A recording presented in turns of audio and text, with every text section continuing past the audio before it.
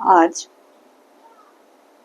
বিশ্বকবি রবীন্দ্রনাথ ঠাকুরের লেখা একটা কবিতা, হঠাৎ দেখা। রেলগাড়ির কামরায় হঠাৎ দেখা, ভাবিনি সম্ভব হবে কোনোদিন। আগে ওকে বারবার দেখেছি লাল রঙের শাড়িতে, ডালিম ফুলের মতো রাঙা। আজ পড়েছে কালো রেশমের কাপড়, আঁচল তুলেছে মাথায়, দোলন চাপার মতো চিকন গৌর মুখখানি ঘিরে। মনে হলো কালো রঙের একটা গভীর দূরত্ব ঘনিয়ে নিয়েছে নিজের চারদিকে, যে দূরত্ব সর্ষে ক্ষেতের শেষ সীমানায় শাল বনের নীলাঞ্জনে। থমকে গেল আমার সমস্ত মনটা। চেনা লোককে দেখলাম অচেনার গাম্ভীর্যে।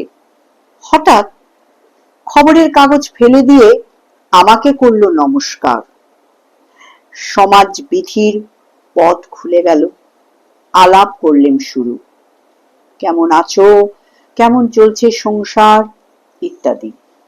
সে রইল জানলার বাইরের দিকে চেয়ে, যেন কাছের দিনের ছোঁয়া পাওয়া চাহনিতে। দিলে অত্যন্ত ছোট দুটো একটা জবাব, কোনোটা বা দিলেই না।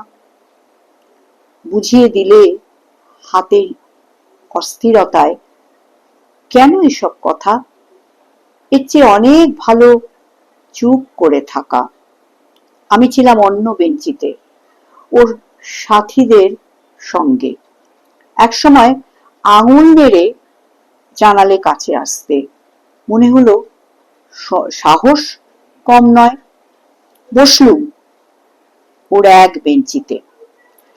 গাড়ির আওয়াজের আড়ালে বলল মৃদুস্বরে, কিছু মনে করো না। সময় কোথা সময় নষ্ট করবার? আমাকে নামতেই হবে পরের স্টেশনে। দূরে যাবে তুমি, দেখা হবে না আর কোনোদিনও। তাই এ প্রশ্নটার জবাব এত কাল থেমে আছে, আজ শুনবো তোমার মুখে। সত্য করে বলবে তো? আমি বললাম, বলবো। আকাশের দিকে তাকিয়েই শুধোলো, আমাদের গেছে যে দিন, একেবারেই কি গেছে? কিছুই কি নেই বাকি?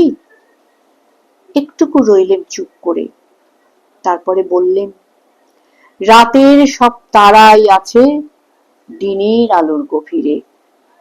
খটকা লাগলো, কি জানি বানিয়ে বললেন নাকি। ও বললে, থাক এখন যাও ওদিকে।